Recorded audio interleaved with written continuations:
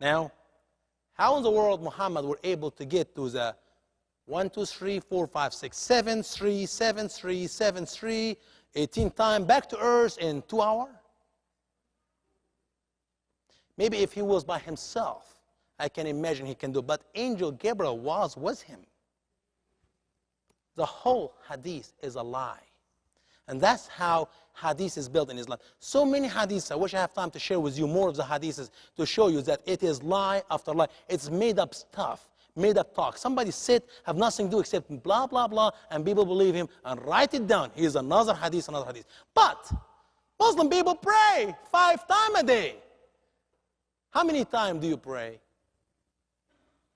When is last time you came back to this building to pray on Wednesday night? Do you remember the last time you prayed with the body of believers of Christ in this building, in this congregation? Do you pray in your own on Monday and Tuesday and Thursday and Friday 5 times a day?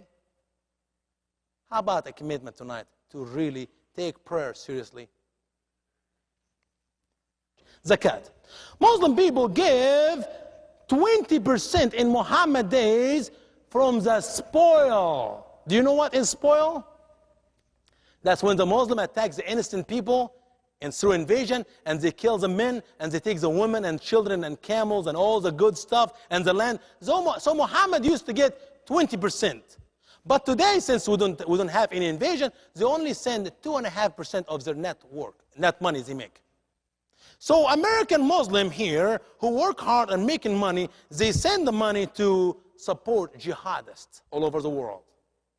Your doctor, the gas station where you pump your gas, the hotel you stay in, and all the business run in America, when we go and buy stuff from them, this money they make, they send 2.5% to overseas. Well, FBI were so smart, they catch 80 mosques, literally 80 mosques, they prove it, who supported terrorism.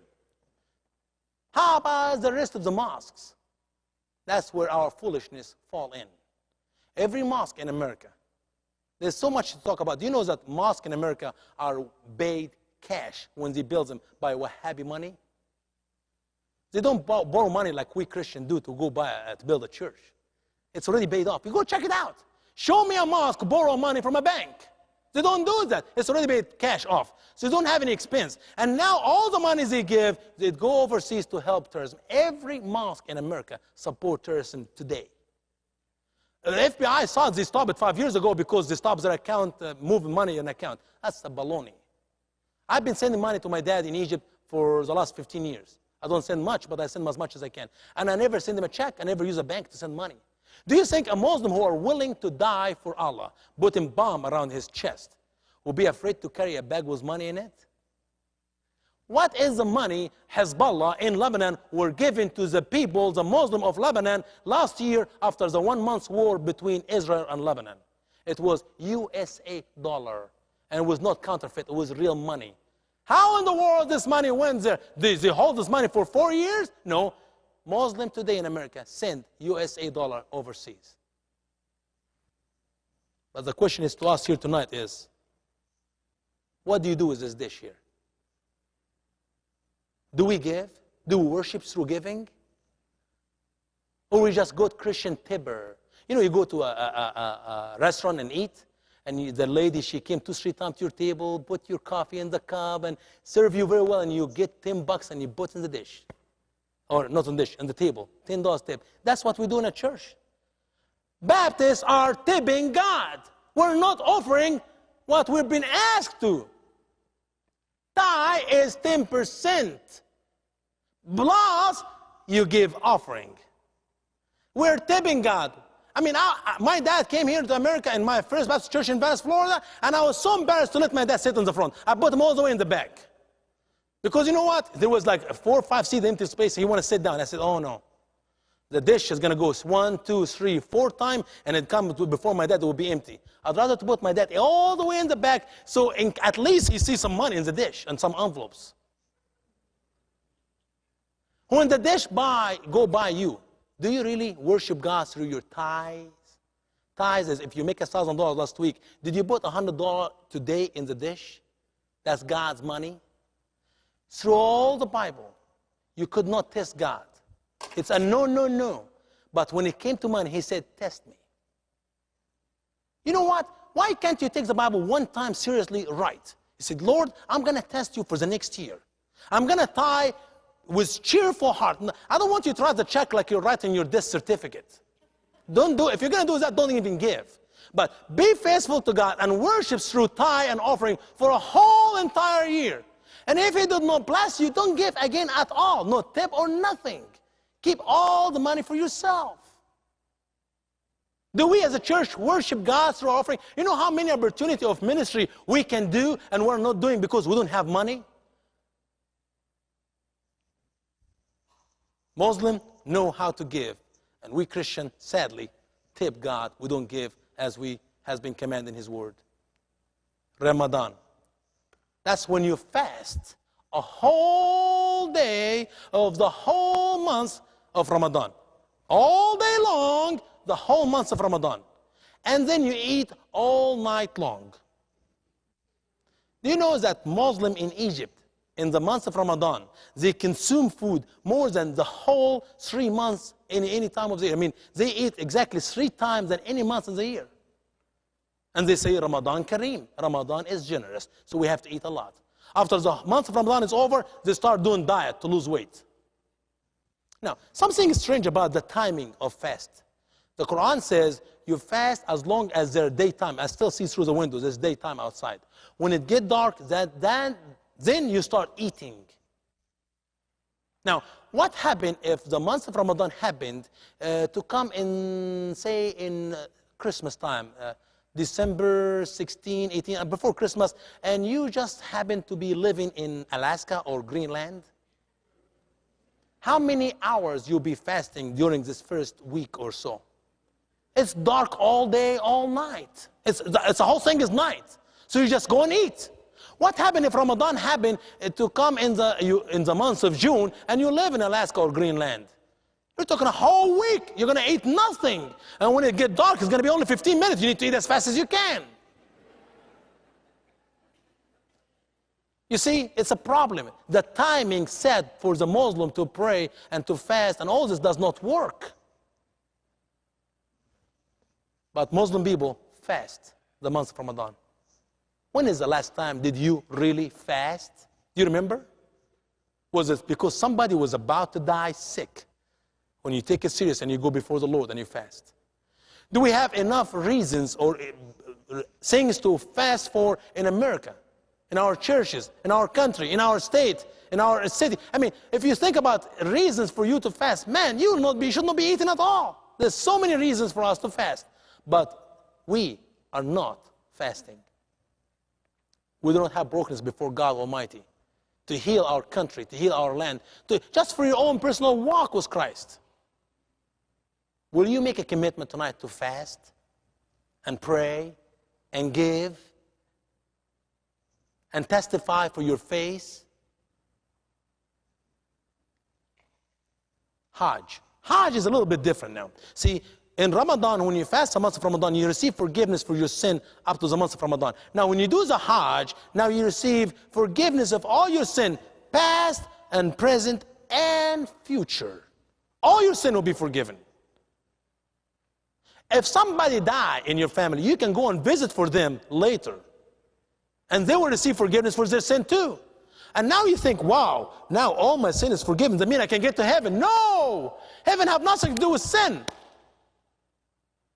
Heaven is for those whom God chooses, and hell is for those whom God chooses too. You visit Mecca one time in your life, you receive forgiveness for your sin. This is a pillar of Islam. That's where Islam stands. How Islam stands firm. Second pillar is da'wah. Da'wah is sharing your faith with others. Muslimizing America. They're here in America and they have enough people to literally destroy this country by their lies or by their action.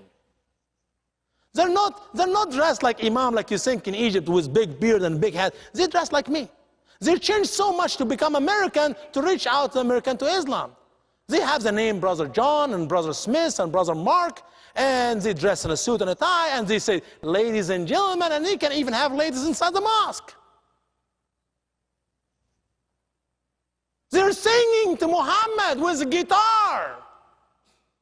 In Egypt, if you sing, that's a no-no, that's a sin. Here, I heard on YouTube, I'm watching this music, and say, we love you, Muhammad. I mean, they're singing to Muhammad like we love you, Jesus. They're changing completely to deceive you into the new religion of Islam. 600,000+ students in America today, they're not here to get a degree from your country because they can't even read English. Most students, they don't come from Arab countries, they came from all over the Muslim world. They are paid by Saudi Wahhabi money to come to America to marry your children and make you a Muslim nation. They can't we make at least common sense?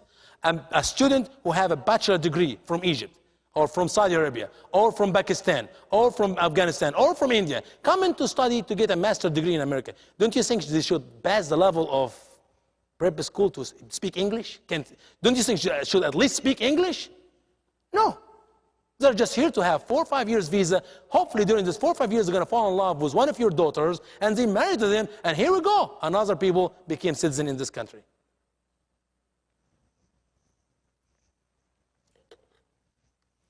This is your neighbor garage door. Mr. and Mrs., whatever name you want to give to them, Smith. And you go by their garage door every day as you come into church here on Sunday. And they know that you go into the church. And you wave at them, hello, Mr. Smith, hi, Mr. And then later at 12:30, 1 o'clock, you're coming back from church and you wave at them again. And you never invite them to come here to be with us, to worship with us. You never tell them about Jesus. You just go by Sunday after Sunday, one Sunday after Sunday, and one Sunday you went by their home and you can tell the house is on fire. Literally, you can smell the smoke from inside your car. And you look at, wow, look at that. Honey, their house is on fire. Yeah, baby, I know, but we're running late for the church. But honey, can't you, don't worry, honey, they have insurance, all state insurance, a good insurance.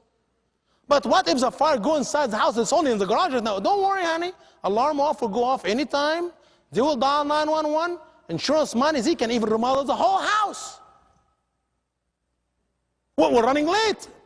No, we have to be in the church. Will you do that? Guess what? American church need to know that's exactly what you're doing every Sunday. Coming to the church, going by your neighbor homes. What happened if Mr. or Mrs. Smith die while you're in the church service? Where is it going to spend their eternity? It's in hell. And you are responsible for your neighbors. Love your neighbor as yourselves. I know all the excuse we can give to them. Every house in America have 5 Bibles. As a matter of fact, if they just open the TV, they will see Billy Graham or some big preacher speaking on the TV. I know they know about it, but you are commanded by Christ to love your neighbor, to ask your neighbor about their relationship with Christ, to share the gospel with your neighbor, to lead your neighbor to Christ, to bring your neighbor to God's house after they've been saved. Jihad. Remember in Florida, speak to this Muslim student there, and he told me, jihad is not a pillar. I said, man, oh man, jihad is the most important pillar in Islam. You see, how is that? I said, if you practice the first 5 pillars you're teaching in our school here, what is the chance for a person who practices the first 5 pillars to get to heaven? How about 0, slim, nothing? But if you perform jihad and you die for the sake of God, what is the chance for you to get to heaven? How about 100%? The only guarantee for a Muslim to get to heaven is to die while they're performing jihad for the sake of Allah. Listen to this video. You and I sitting here, in their interpretation, I should take out a sword, put it on your neck and say, do you accept Islam or not? And if you don't, I cut off your head. That's what a jihadist would do. People see us as extremists because we don't compromise the religion of Allah subhanahu wa ta'ala. We accept it with every word and every utterance of our beloved Prophet Muhammad sallallahu alayhi wa sallam, that no Muslim can turn away from one ayah of the Quran, one verse of the Quran. If we don't accept this, we actually became disbelievers. We must prepare to die now, but to take vengeance upon these It's our right. Allah has given us the right to defend ourselves. Allah subhanahu wa ta'ala mentioned jihad in the Quran 26 times, and Allah subhanahu wa ta'ala mentioned Qital fi sabilillah 79 times. Qital fi sabilillah is fighting by a physical fighting.